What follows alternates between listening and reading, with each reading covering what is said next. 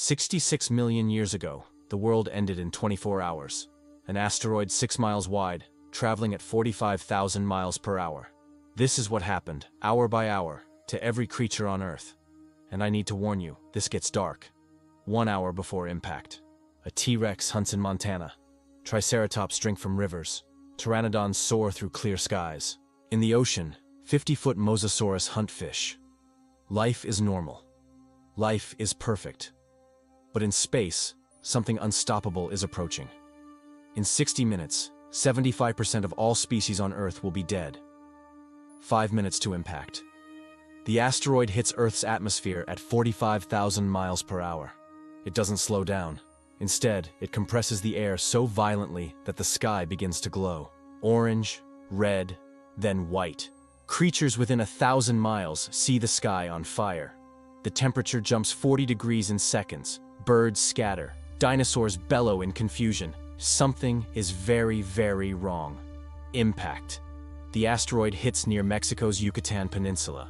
The energy released, 2 million times more powerful than the largest nuclear weapon ever detonated. Let me break down what happens at different distances. From 0 to 200 miles, instant death. Everything is vaporized. Not burned, vaporized, turned into molecules. Dinosaurs, trees, water, rock, gone in less than a second. From 200 to 600 miles, you have 15 seconds to live. First, the light blinds you. Then your skin catches fire. Then, a wall of compressed air moving thousands of miles per hour throws a 9-ton T-Rex like a toy. Nothing survives.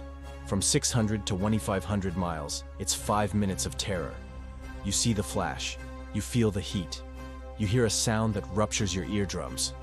Then you wait, until the shockwave arrives and erases everything. Within 10 minutes, everything within 1,500 miles of impact is dead or dying.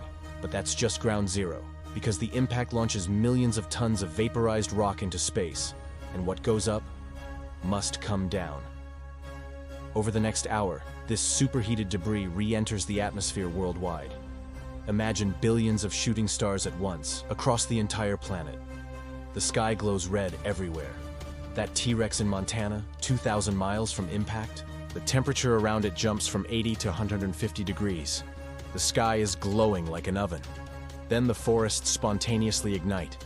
Within 1 hour, wildfires are burning on every continent on Earth. Small mammals dive into burrows. This will save them.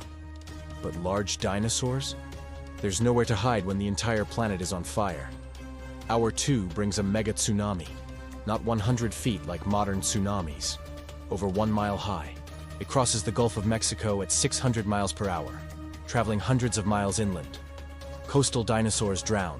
Marine reptiles are carried inland, thrashing in confusion.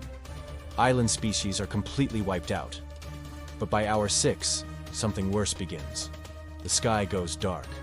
Millions of tons of pulverized rock hang in the stratosphere, blocking the sun. Within 24 hours, the entire planet is in darkness that will last for months. First, it was too hot. Now it's freezing. Without sunlight, temperatures drop 50 degrees. Cold-blooded dinosaurs become sluggish, unable to move. Day 2. The plants are dying. No sunlight means no photosynthesis. And herbivores need to eat. A giant sauropod needs 400 pounds of vegetation per day. But the vegetation is gone, burned or dead. By day 5, these giants are dying of starvation. Not dramatic deaths. Slow, agonizing collapses.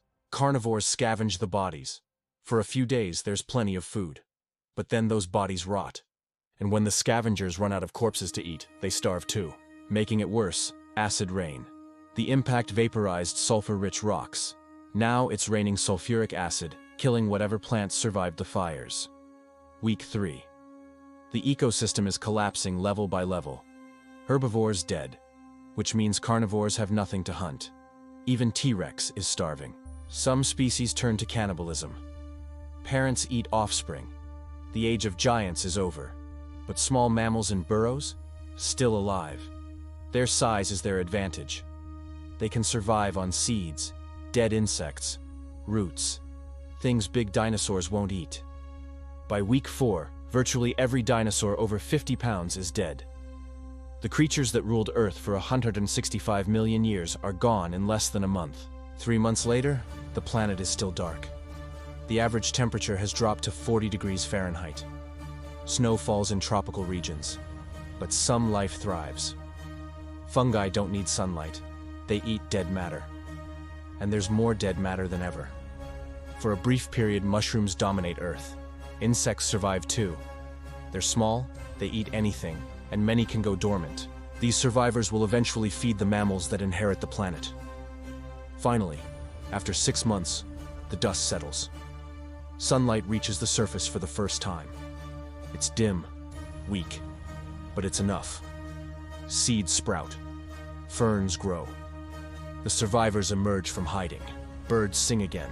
But the world they emerge into is nothing like the world before. So who survived and why? 5 strategies. 1. Live underground. Burrows protected against heat, fire, and temperature swings. 2. Live in water. Water protected against the heat pulse. 3. Be small. Everything that survived was under 25 pounds, most under 5 pounds. 4. Eat anything. Specialists died. If your food went extinct, you died. Generalists survived. And 5. Slow metabolism. Turtles and crocodiles could hibernate through the worst months.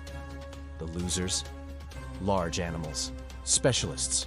Anything that needed lots of food. The dinosaurs dominated for 165 million years, but in 24 hours, they were finished.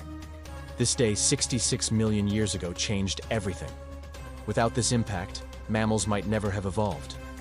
Humans might not exist. The good news? We're now watching the skies. We track near-Earth asteroids. And if we see one coming, we have plans to stop it.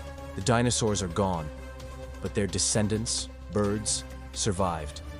And the tiny mammals that hid underground, they inherited the Earth. One of them eventually became us. In just 24 hours, the world ended and began again. That's the last day of the dinosaurs. Thanks for watching.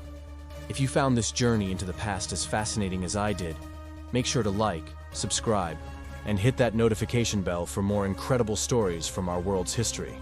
See you next time.